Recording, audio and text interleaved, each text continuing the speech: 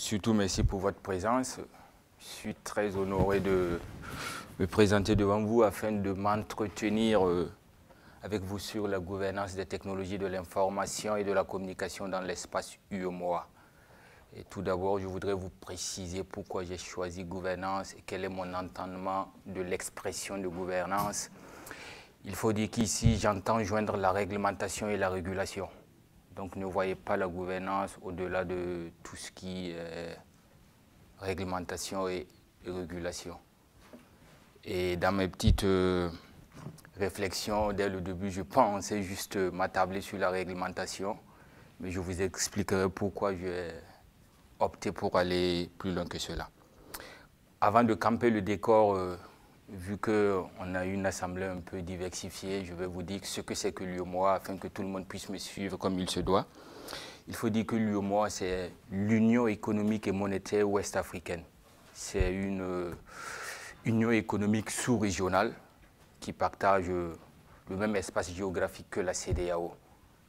Donc, pour mieux expliquer, pour mieux y manger, l'UEMOA est sous-régionale, elle est petite, et dans l'UEMOA se trouve dans ce qu'on pourrait également appeler la CEDEAO, la communauté économique des États de l'Afrique de l'Ouest. Quelle est la spécificité de l'UEMOA? Elle est composée de 8 pays africains, ouest-africains, que sont le Burkina Faso, mon pays, le Bénin, la Côte d'Ivoire, le Niger, le Togo et la Guinée-Bissau, le Sénégal et le Mali. Et dans la CEDEAO, nous avons 14 et 16 pays ouest-africains, c'est-à-dire les autres, notamment le Nigeria, le Ghana et plein d'autres pays. Donc voilà, l'espace régional véritable, c'est la CEDEAO, et au sein de la CEDEAO se trouve l'UEMOA. Maintenant, on pourrait éventuellement se poser la question pourquoi je décide de m'intéresser à l'UEMOA plutôt qu'à la CEDEAO, qui est beaucoup plus vaste et qui présente beaucoup plus de potentialités en matière économique et en matière de technologie de l'information. C'est tout simplement parce que l'UEMOA est beaucoup plus intégrée que la CEDEAO. La CEDEAO, c'est à la limite une union politique. Mais économiquement, elle est à la traîne par rapport à l'UEMOA, qui a une spécificité, laquelle? Le fait de regrouper des anciennes colonies françaises qui, depuis la base, partagent la même monnaie qui est le CFA. Donc voilà plus ou moins la raison de ce choix véritable. Donc comme vous pouvez le constater, c'est une union sous-régionale. Elle a été créée en 1994 et sa création a été occasionnée par la dévaluation du franc CFA. Il faut dire que la monnaie du moins utilisée dans l'espace Union économique et monétaire ouest-africaine est dérivée du franc français. Et pour des raisons économiques, il y a eu une dévaluation de ce franc-là. Et les pays de cette union qui partagent la même monnaie ont senti le besoin de se regrouper afin de créer cette union. Une autre spécificité aussi de cette union, c'est qu'elle a été construite par le haut, si je peux m'exprimer ici. Généralement, les unions économiques et monétaires commencent par une harmonisation des politiques afin d'évoluer vers une monnaie commune. Mais l'UEMOA est parti de la monnaie commune vers une harmonisation des politiques économiques et tout ce qui s'ensuit. Maintenant, pour m'attaquer au point focal de la rencontre d'aujourd'hui, c'est-à-dire la convergence, qui nous intéresse tous ou qui m'intéresse particulièrement, mais qui vous intéresse aussi si je tiens compte de votre présence ici. Je ne doute pas que tous ceux qui se sont intéressés aux technologies de l'information et de la communication ont eu à côtoyer ce concept qui est plus ou moins nouveau, si je peux m'exprimer ici. Et vous savez ce que c'est et je ne vais pas trop vous apprendre quelque chose là-dessus. Mais comme le dit si bien l'adage, ce qui va sans dire va mieux en se disant. Donc je pense qu'il serait intéressant aussi que j'aborde cet aspect. Qu'est-ce qu'il faut entendre par convergence? La convergence, c'est le fait que les technologies de l'information ont évolué pour atteindre un certain degré d'intégration. Comment s'est manifestée cette évolution? Il faut dire que de par le passé, nous avons plusieurs types de technologies, mais je vais m'en arrêter à 3 qui sont les principales familles des technologies de l'information, qui regroupent plus ou moins tout. Nous avons les télécommunications, nous avons l'Internet et nous avons aussi l'audiovisuel. Mais je tiens à faire une précision par rapport à une confusion que l'on rencontre très souvent dans la doctrine et un peu aussi dans le langage courant quand on échange avec des gens qui s'intéressent au domaine. À travers la définition des télécommunications, il faut dire que ça regroupe autant l'Internet, l'audiovisuel et la téléphonie en tant que telle. Mais tout au long de ma présentation, quand je ferai référence aux télécommunications, je ferai référence à la téléphonie autant physique et autant fixe que mobile. Donc pour revenir au concept de convergence, il faut dire que c'est un concept dont on parle très souvent, dont on parle beaucoup, et c'est le concept qui gouverne plus ou moins les technologies de l'information de nos jours.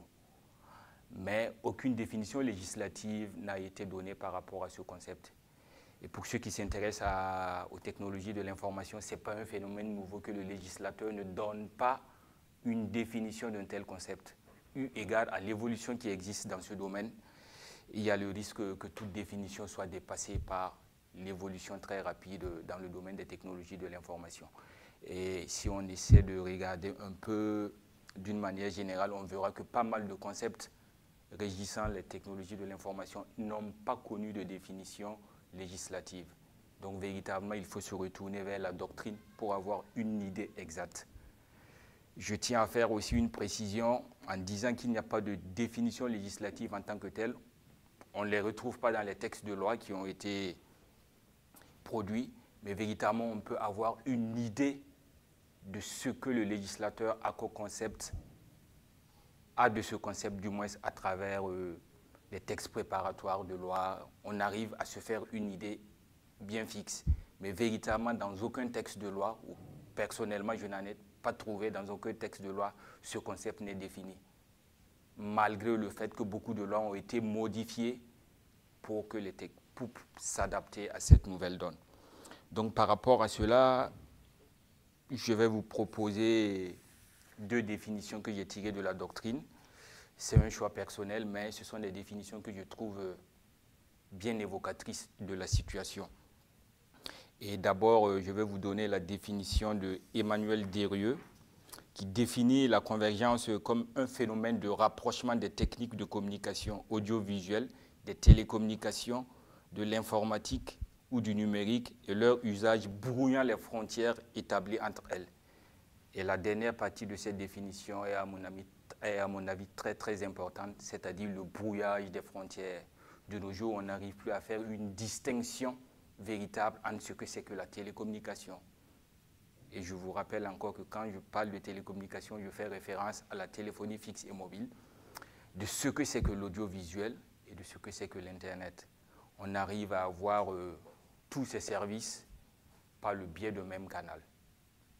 On arrive à avoir tous ces services par le biais d'un même support. Les réseaux, que ce soit autant les réseaux qui nous fournissent la téléphonie fixe ou la téléphonie mobile, sont de nos jours à mesure de nous fournir l'Internet, sont de nos jours à mesure de nous fournir l'audiovisuel. Donc, après cette définition assez vague qui vous permet d'avoir une idée de ce que c'est que la convergence, il y a une autre définition qui m'a pas mal édifié et qui véritablement a été, je ne sais pas, le chemin que j'ai suivi dans ma démarche de trouver une définition exacte et dans ma démarche de recherche en matière de convergence des technologies de l'information. Et cette définition a été donnée par une spécialiste des technologies de l'information qui n'est pas très bien connue, du nom de Kate Weil, mais qui a pas mal fait de travaux dans ce domaine.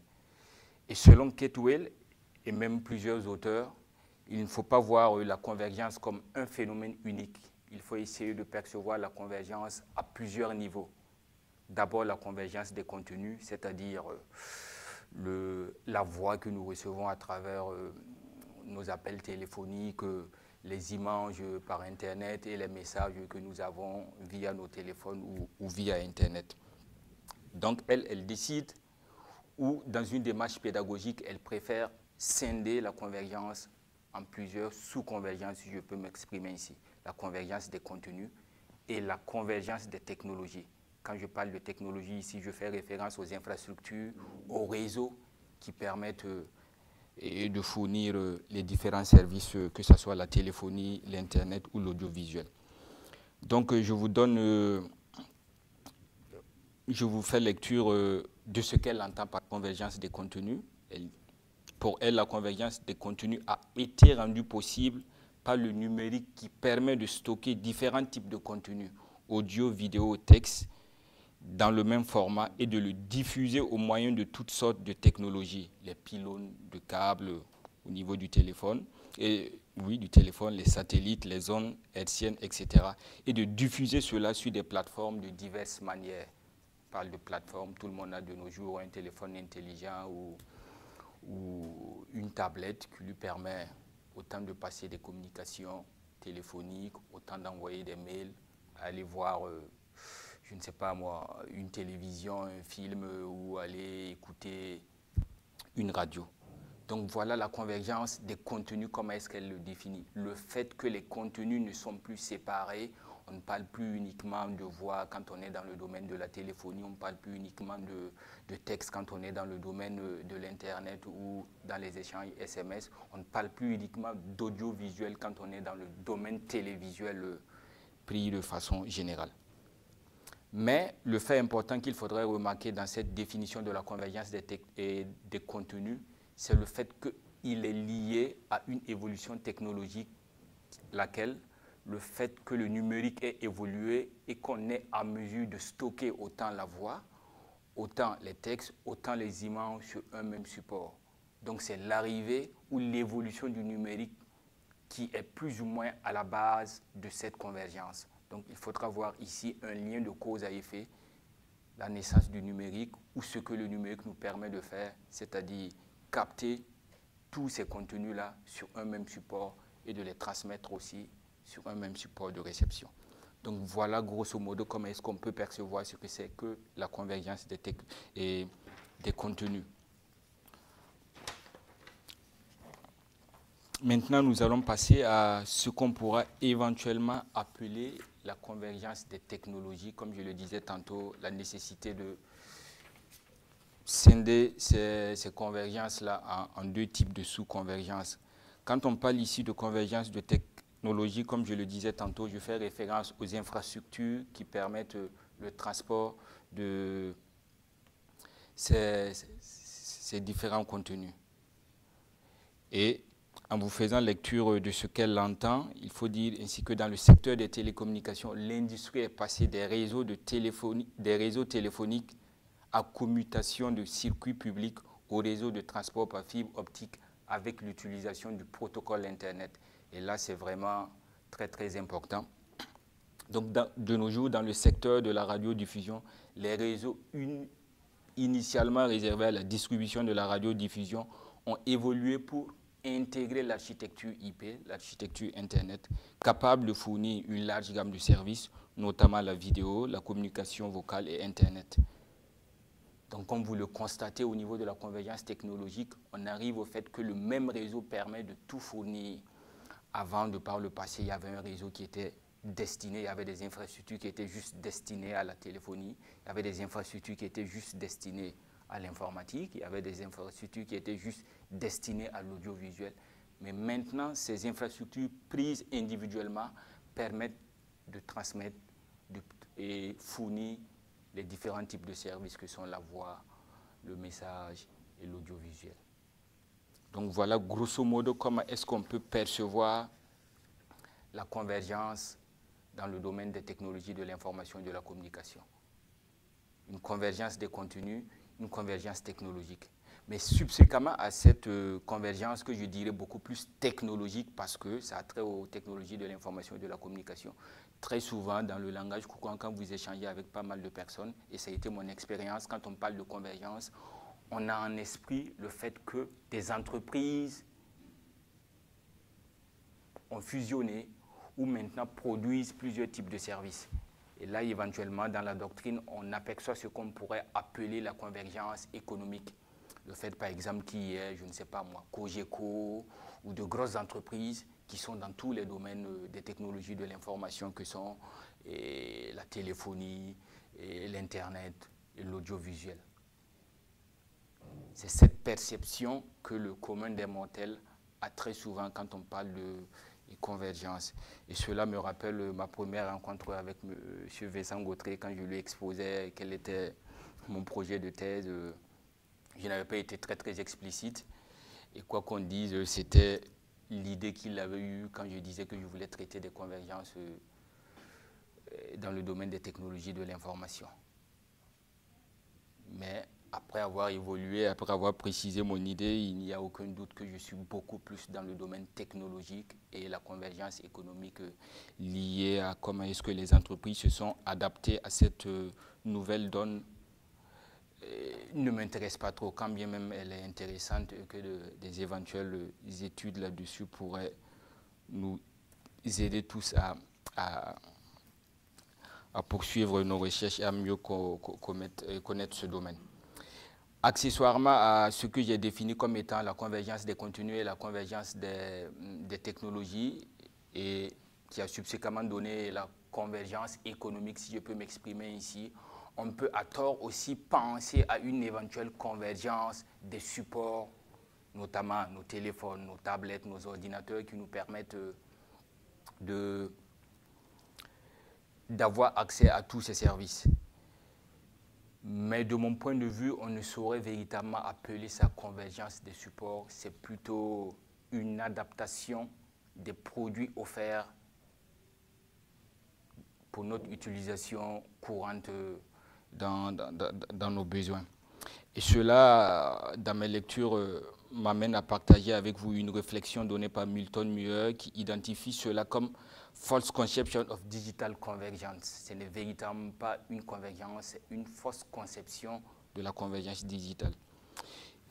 Et à mon avis, il semble que ce fait relève beaucoup plus de l'interopérabilité des terminaux, qui se définit comme la faculté que possèdent des ensembles informatiques hétérogènes de fonctionner conjointement et de donner accès à leurs ressources de façon réciproque. Après avoir présenté ce que c'est que l'UEMOA, après vous avoir donné quelques aperçus sur ce que c'est que la convergence, j'espère ne vous avoir pas trop embrouillé ni égaré, je vais maintenant m'attaquer à comment est-ce que le législateur UEMOA a plus ou moins intégré l'évolution des technologies de l'information dans l'espace UEMOA. Mais il faut dire que la perspective juridico-technologique de nos recherches nous amène à ne considérer que la convergence des infrastructures, que j'ai appelée tantôt la convergence technologique, et la convergence des contenus. Passons au droit UEMOA, et je crois qu'ici on tentera d'aborder la vision du droit UEMOA sous le prisme de la convergence, c'est-à-dire prendre la législation UEMOA, essayer de voir si elle répond, si elle l'intègre, si elle prend en compte, si elle est en adéquation avec les problématiques soulevées par cette nouvelle donne, par l'avènement de la convergence des technologies. Bon, premièrement, qu'est-ce que je peux dire par rapport à cela? Comment est-ce que le cadre juridique UEMOA en tant que tel se manifeste en matière de TIC? Il faut dire qu'il y a vraiment un hiatus entre ce que c'est que les TIC, entre ce que nous vivons comme technologie de l'information de nos jours et ce que l'UEMOA nous propose comme cadre juridique. Et le cadre juridique de l'Union économique et monétaire ouest-africaine est relativement récent. L'Union a été créée en 1994, mais c'est véritablement en 2006 qu'il y a eu une législation communautaire dans le domaine. Et cette législation communautaire est de façon générale composée de 6 directives que je ne qualifierais pas de creuses. Je ne suis pas là pour me faire le procureur de la législation UEMOA, mais c'est vraiment un cadre législatif qui doit être parfait parce qu'il y a pas mal de choses à redire là-dessus. Ce cadre étant composé de 6 directives a pour objectif l'harmonisation de tout ce qu'il y a comme politique, tout ce qu'il y a comme réglementation, tout ce qu'il y a comme législation dans l'espace UEMOA. Mais quand on part du principe, quand on part de ce principe et on fait une vision croisée du champ d'application de ces directives, on peut plus ou moins s'interroger sur leur adéquation, sur leur adaptation. Et pour commencer cette analyse, je m'en vais vous donner une définition de ce que le cadre UEMOA fait des télécommunications. Dans le cadre UEMOA, la définition des télécommunications est toute transmission, émission ou réception de signaux, d'écrits, d'images, de sons de toute nature par fil, optique, radioélectricité ou tout autre système électromagnétique. Vu comme ça, on voit un champ d'application assez large, on voit une définition très large de ce que c'est que les télécommunications. Mais quand on parcourt ces différentes directives, quand on parcourt tout ce paquet législatif UEMOA, on se rend compte qu'au-delà de la définition large donnée des télécommunications, l'idée du législateur UEMOA, c'est de se focaliser sur la téléphonie et sur l'Internet uniquement. Alors que vous conviendrez avec moi que quand on parle de tout type de signes et de toute transmission, émission, réception de signaux, d'écrits, d'images, de sons, on pourra voir en filigrane que l'audiovisuel n'est pas loin d'intégrer cette définition des télécommunications.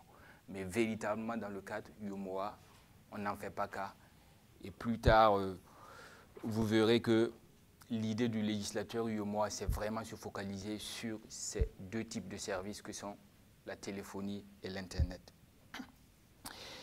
Mais l'UEMOA, à travers cette définition, ne fait rien d'extraordinaire. On dira que c'est la définition des télécommunications qui est donnée un peu partout, au niveau de l'UIT, l'Union internationale des télécommunications, au niveau du droit européen et même au niveau même au niveau canadien, américain, un peu partout dans le monde.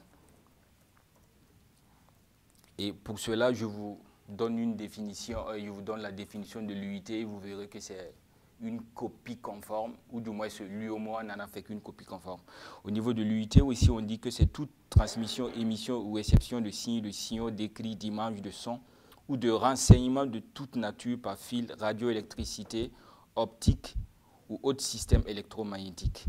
Et cette définition date de 1947 lors de la Convention des télécommunications Atlantic City, couramment appelée la conférence d'Atlantic City. On pourra constater aussi qu'au niveau de l'UEMOA, les télécommunications sont un peu considérées comme, je ne sais pas moi, considérées comme un aspect sur lequel on ne devrait pas trop s'attarder. Les textes sont là, il y a eu l'adoption de 6 directives, mais au-delà de ça, il n'y a pas grand-chose, il n'y a véritablement pas une politique de mise en place de ces textes. Une autre comparaison aussi que j'aimerais faire avec vous, c'est vous donner la définition des télécommunications tel que cela est décrit dans le cadre juridique canadien.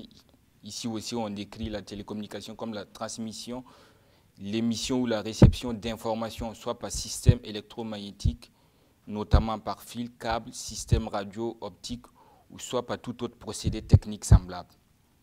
Mais dans le cadre canadien, il y a une différenciation entre ce que c'est que la télécommunication et la radiodiffusion. Alors que, comme vous le constatez, quand on prend la définition des télécommunications de façon générale, elle englobe la radiodiffusion. Ce qui laisse croire que l'idée aussi du législateur canadien n'est pas très loin de l'idée du législateur UEMOA qui, en définissant la télécommunication, certes de façon générale, entend par la téléphonie et Internet. Puisque dans le cadre canadien, il y a la télécommunication et la radiodiffusion qui est définie comme la transmission à l'aide d'ondes électromagnétiques ou tout autre moyen de télécommunication. Je ne sais pas si vous voyez ici le rapprochement, le croisement. La transmission à l'aide d'ondes d'ondes radioélectriques ou de tout autre moyen de télécommunication, d'émission encodée ou non, est destinée à être reçue par le public à l'aide d'un récepteur ou à l'exception de celle qui est destinée à la présentation dans un lieu public. Donc la confusion, elle est plus ou moins générale et très souvent quand on entend télécommunication, il faudra vraiment faire le distinguo quand on est dans le langage courant que télécommunication peut être entendu par celui qui s'adresse à vous comme téléphonie fixe et mobile et éventuellement Internet et non télécommunication comme perçue au sens des termes dans la définition de l'UIT qui, au-delà de la téléphonie mobile, au-delà de l'Internet, englobe aussi l'audiovisuel. Pour eux, il faut noter aussi des hiatus au niveau de son cadre juridique à travers la définition des expressions qui y sont données.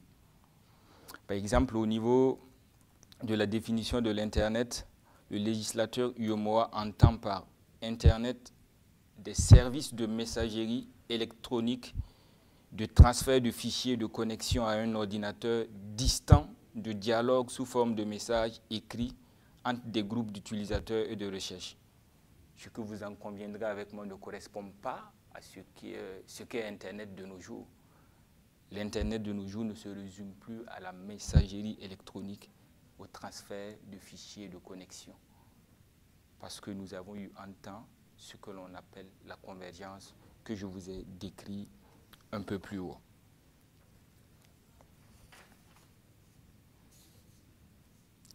Ça, c'est au cadre macro, au cadre communautaire, comment est-ce que se présentent les télécommunications, comment est-ce que se présentent les technologies de l'information, quel est l'entendement du législateur UEMOA quand on évoque technologie de l'information, quand on évoque télécommunication. Passons un peu au cadre micro, c'est-à-dire au cadre étatique. Comment est-ce que les États ont intégré ce paquet législatif UEMOA composé de 6 directives? Il faut dire qu'à ce niveau, il n'y a pas eu une transposition uniforme de différentes directives. Pour certains pays, il a juste fallu calquer ce que le législateur UEMOA a fait comme cadre législatif avec les erreurs, vous en conviendrez avec moi.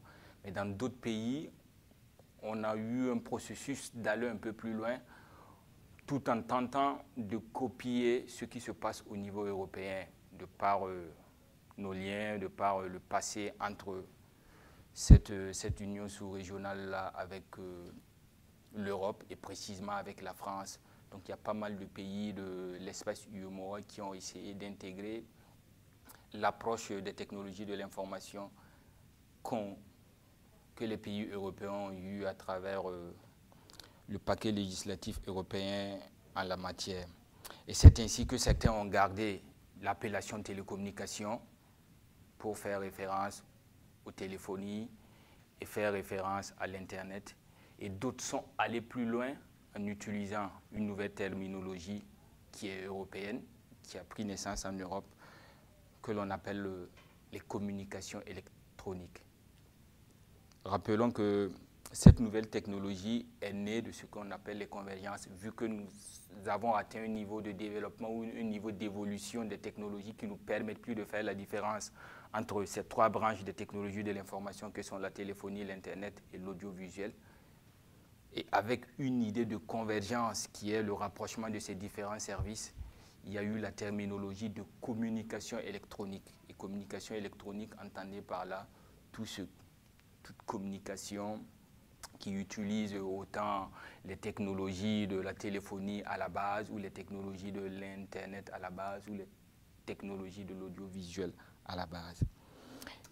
Et parmi ces pays, je ne vais pas vous faire la liste des pays qui ont opté pour une transposition mot pour mot de la législation UEMOA, ni une transposition plus ou moins partielle de la législation UEMOA et de certaines terminologies européennes. Mais vous pouvez noter que des pays comme le Burkina Faso et le Togo ont opté pour l'utilisation des expressions comme communication électronique, tandis que d'autres comme le Sénégal, le Mali, la Côte d'Ivoire, le Bénin ont conservé la terminologie télécommunication qui recouvre les télécommunications classiques et Internet.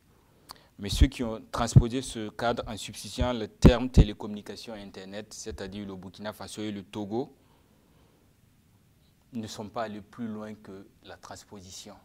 Parce qu'à la lecture de leur cadre législatif national, on se rend compte que même en utilisant la terminologie télécommunication et communication électronique, ils sont restés dans la logique de la réglementation de tout ce qui est téléphonie et Internet.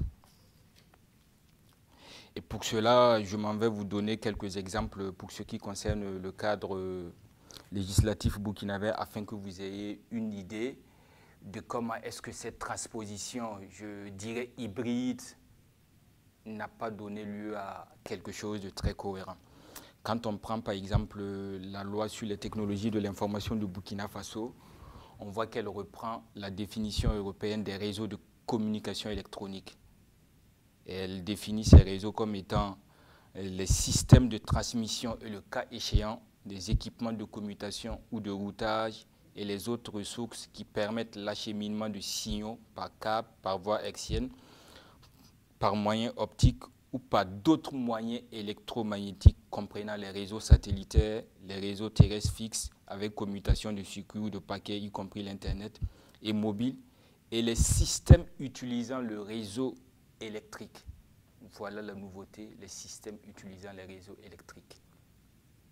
Je ne sais pas si vous percevez, dans l'ancienne définition des télécommunications que je vous avais donnée, c'était beaucoup plus les systèmes électromagnétiques. Mais avec la fusion des technologies, avec la fusion, la convergence et le développement de nouveaux moyens de fourniture des services dont nous bénéficions tous de nos jours, on a intégré le moyen de transmission, le moyen de fourniture via les réseaux électroniques. Pour autant qu'ils servent à la transmission de signaux de réseaux utilisés pour la radiodiffusion sonore et télévisuelle et les réseaux câblés de télévision, quel que soit le type d'information transmise. Et dans cette même loi, on y trouve une définition de ce que c'est que les communications électroniques.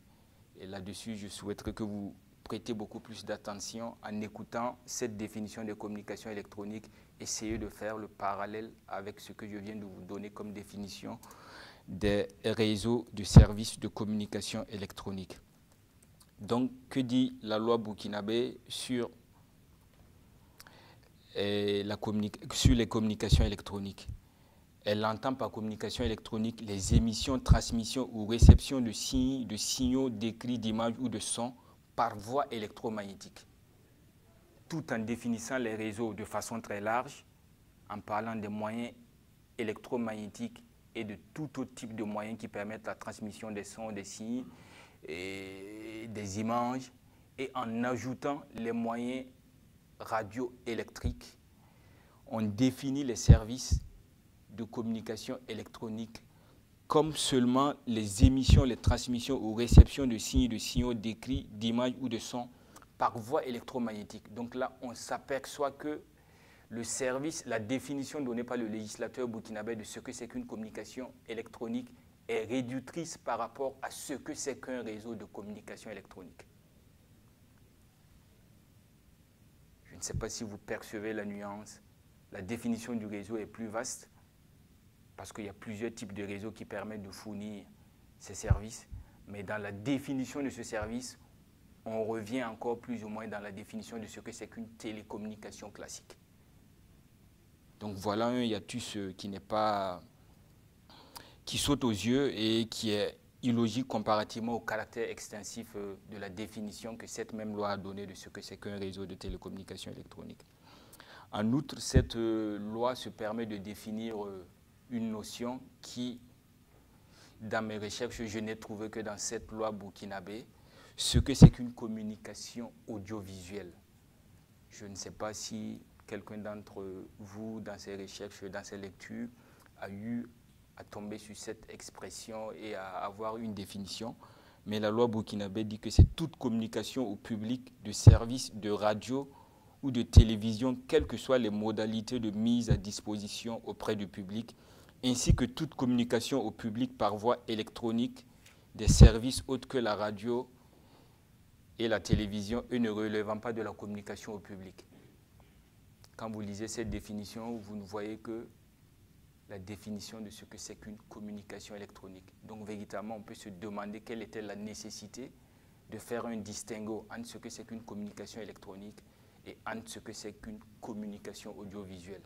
Si le législateur burkinabé avait voulu dire autre chose, elle aurait dû donner une autre définition, mais pas celle-là, parce que quand on lit la définition de la communication audiovisuelle, ce n'est rien d'autre que la communication électronique, telle que lui-même a défini.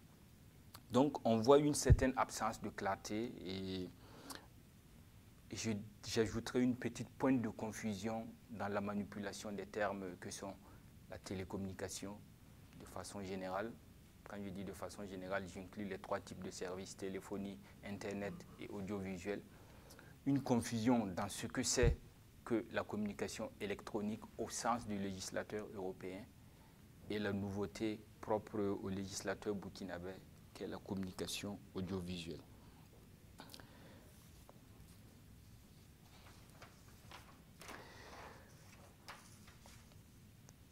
Vous convenez avec moi que quand on est dans une logique des technologies de l'information, quand on est dans une logique de communication électronique, quand on est dans une logique de convergence des technologies, on ne saurait se focaliser sur la téléphonie et l'Internet tout en oubliant l'audiovisuel.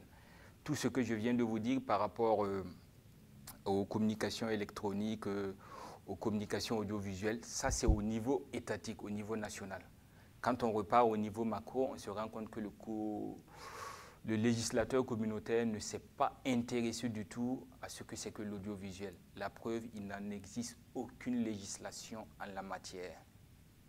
Alors que quand on voit les effets de la convergence, quand on voit comment la convergence se manifeste, on ne saurait traiter une partie de ce que j'appellerais les communications électroniques tout en oubliant une autre partie non moins importante qui est l'aspect audiovisuel.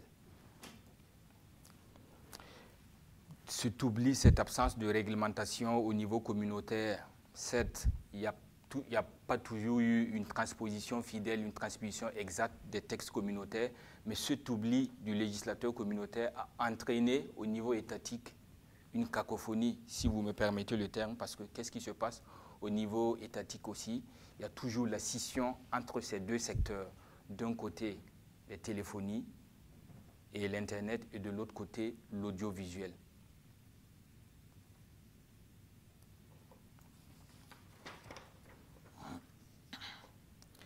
Et au niveau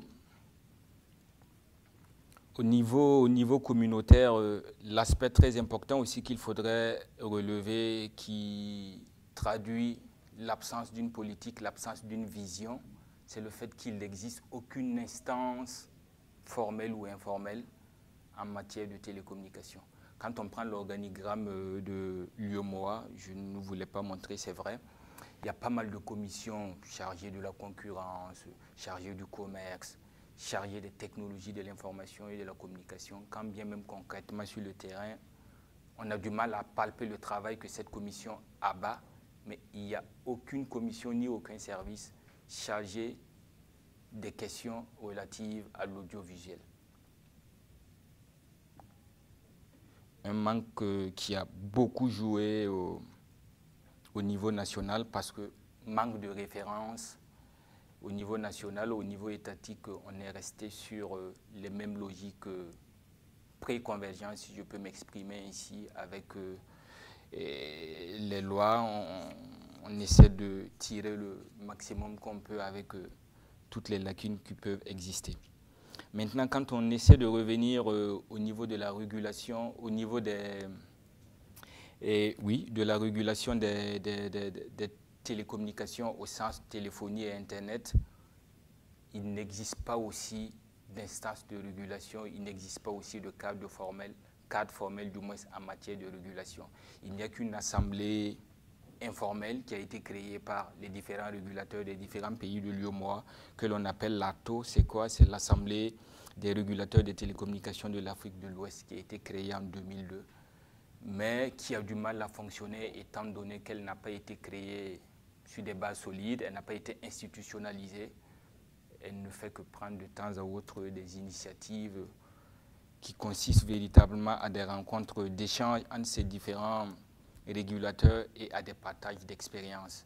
Ce que vous en conviendrez avec moi ne saurait aider à une meilleure régulation ou à une meilleure ou entraîner une meilleure réglementation des technologies de l'information dans l'espace UEMOA.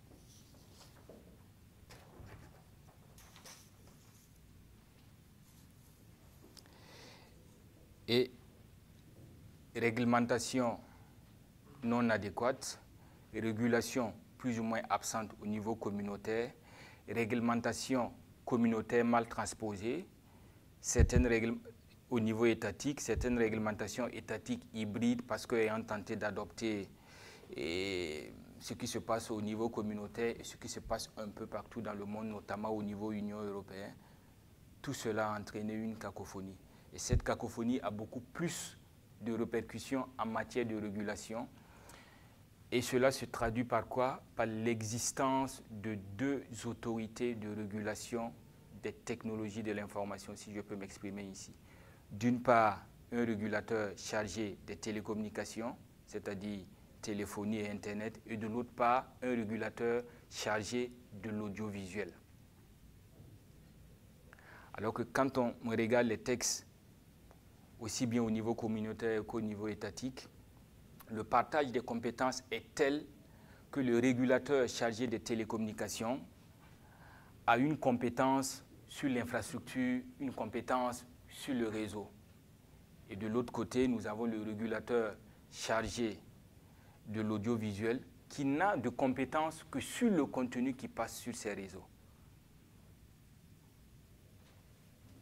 Les fréquences, les spectres sont attribués à ceux qui veulent, aux acteurs du secteur par le régulateur chargé des télécommunications. Et le contenu qui passe, notamment en matière audiovisuelle, et principalement en matière audiovisuelle, est contrôlé et régulé par le régulateur chargé de l'audiovisuel. Donc l'un dans l'autre, on est dans un système où un des régulateurs a la mainmise autant sur les réseaux que sur une partie des contenus, c'est-à-dire la téléphonie et l'Internet, et un autre régulateur n'a la mainmise que sur une partie du contenu, c'est-à-dire l'audiovisuel. Et en matière de régulation et de collaboration entre instances, vous conviendrez avec moi que ce n'est pas la meilleure formule qui puisse exister, même si de par le monde, dans certains pays, il y a une certaine collaboration entre ces différentes autorités qui permettent un fonctionnement plus ou moins bien. Ce n'est pas le cas dans la totalité des pays de l'UEMOA. Et les cas où des fréquences ont été retirées par la suite parce que l'autorité chargée de réguler l'audiovisuel, chargée de réguler une partie du contenu, a trouvé que cela ne devait pas être attribué à tel ou tel fournisseur, ne manque pas. Au jour d'aujourd'hui, j'en ai dénombré lors de la préparation de cette présentation près de 17 retraits de fréquences, près de 17 retraits de spectres qui avaient été attribués par l'autorité chargée de la télécommunication. Et ces spectres, ces fréquences ont par la suite été contestées parce que n'ayant pas respecté les procédures par l'autorité chargée de l'audiovisuel.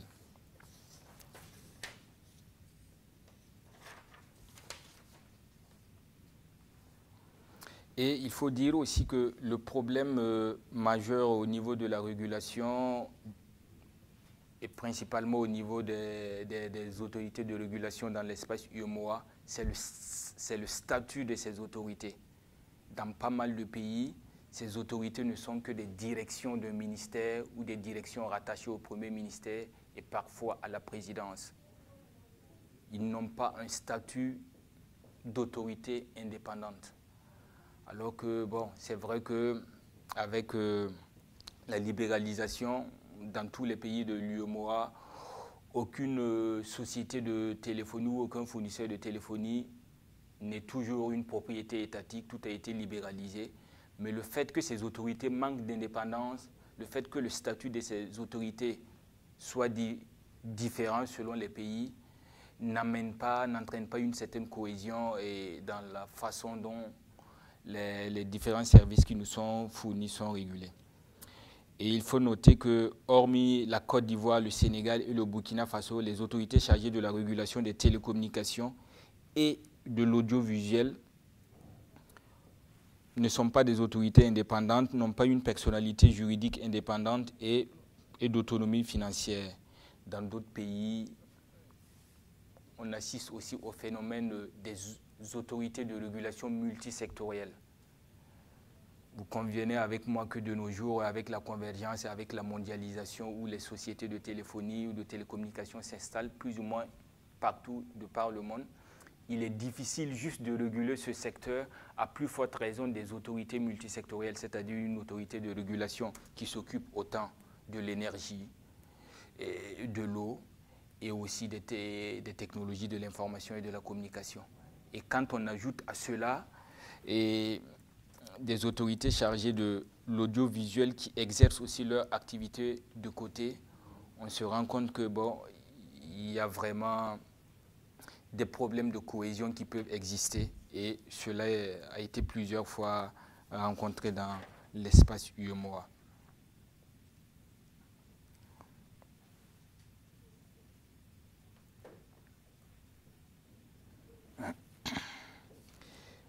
Cela nous amène à tirer la conclusion que véritablement, il n'y a pas de politique en matière de technologie de l'information cohérente au niveau de l'espace UEMOA.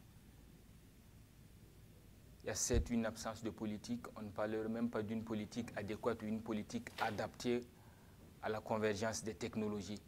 Juste une politique basique au niveau des technologies de l'information, elle n'en existe pas. Et si nous ajoutons les effets, les conséquences qu'entraîne l'avènement de la convergence, on se rend compte que l'espace UEMOA en la matière est vraiment à la traîne et il serait nécessaire qu'on mette en place une politique cohérente, une politique adéquate qui réponde aux problèmes liés à la convergence, liés au fait qu'on ne peut plus parler d'une différenciation, d'une distinction de tout ce qui est télécommunication au sens de téléphone, tout ce qui est Internet, tout ce qui est audiovisuel. Et quand on voit l'optique d'une union économique qui est la mise en place d'un marché commun, la mise en place et l'harmonisation des politiques économiques, et faire de cette union, de faire de cet espace un lieu très attrayant pour les investisseurs, il est évident qu'il est temps quand même de revoir ce qui se passe comme politique en matière de technologie de l'information, quand on voit les potentialités des technologies de l'information dans l'espace UEMOA. Donc cette problématique d'éthique dans l'espace UEMOA constitue notre projet de thèse, notre réflexion et que nous souhaitons mener. Et là-dessus, je vais partager avec vous quelles sont mes pistes de réflexion par rapport à la résolution de cette problématique, si je peux m'exprimer ainsi. Nous envisageons traiter cette problématique sur un plan substantiel et structurel. Substantiel en ce que nous disons qu'il est évident de revoir la réglementation au niveau communautaire. Revoir la réglementation au niveau communautaire, nous entendons par repenser le cadre législatif communautaire qui existe en matière de technologie de l'information pour qu'il s'adapte le mieux possible à la situation de convergence que nous constatons dans l'environnement des technologies de l'information et de la communication. Au niveau structurel, nous envisageons une conception de comment est-ce qu'on peut réguler les technologies de l'information autant au niveau communautaire, autant au niveau étatique. Et là-dessus, nous pensons que l'idéal serait l'instauration, l'institutionnalisation par la communauté et par les chefs d'État de l'Union économique monétaire européenne à travers la mise en place d'un régulateur. Là-dessus, il y a pas mal de perspectives qui peuvent s'ouvrir quand on observe plus ou moins ce qui se passe à travers le monde. Au niveau européen, nous avons l'OREC, qui est l'Organisation des régulateurs européens des communications électroniques, qui est un régulateur unique qui s'occupe de tout ce qui est communication électronique. Et au niveau canadien, nous avons le CRTC, qui est le Conseil de régulation des télécommunications et des communications, le Conseil de régulation des télécommunications. Par endroit, quand on observe aussi dans certains pays, on est dans l'optique de 2 régulateurs, plutôt que d'avoir un seul régulateur qui s'occupe de tout ce qui est communication électronique, c'est-à-dire télécommunications, Internet et audiovisuel. On reste toujours dans la distinction et dans la séparation, du moins le régulateur qui s'occupe de télécommunications Internet et le régulateur qui s'occupe de l'audiovisuel. Mais nous pensons qu'une meilleure coordination des politiques nécessite un régulateur unique et au niveau communautaire et un régulateur unique au niveau étatique. Et là-dessus, il faudra plus ou moins réfléchir, vu la disparité qui existe dans les pays, au statut de ces différentes autorités de régulation, relativement à leur indépendance, relativement à leurs compétences et relativement à leur pouvoir. Et là-dessus, il y a pas mal d'expériences qui pourront aider quand on voit dans certains pays, notamment, il y a un projet qui existe au niveau canadien, mais aussi au niveau belge, où cela est déjà d'actualité, où le régulateur, en plus de ses pouvoirs de régulation, a aussi un pouvoir de tribunal qui est en mesure de statuer sur des aspects relatifs à la régulation. Et comment aborder tous ces aspects, comment attaquer cette problématique, nous comptons nous baser sur la théorie du risque. Et il faut dire que à côté de la théorie du risque, il y avait aussi l'analyse économique du droit qui se présentait aussi comme technique d'approche, mais nous avons opté pour la théorie du risque parce qu'elle est plus générale, elle est plus vague et englobe même une partie de l'analyse économique du droit, si ce n'est la totalité.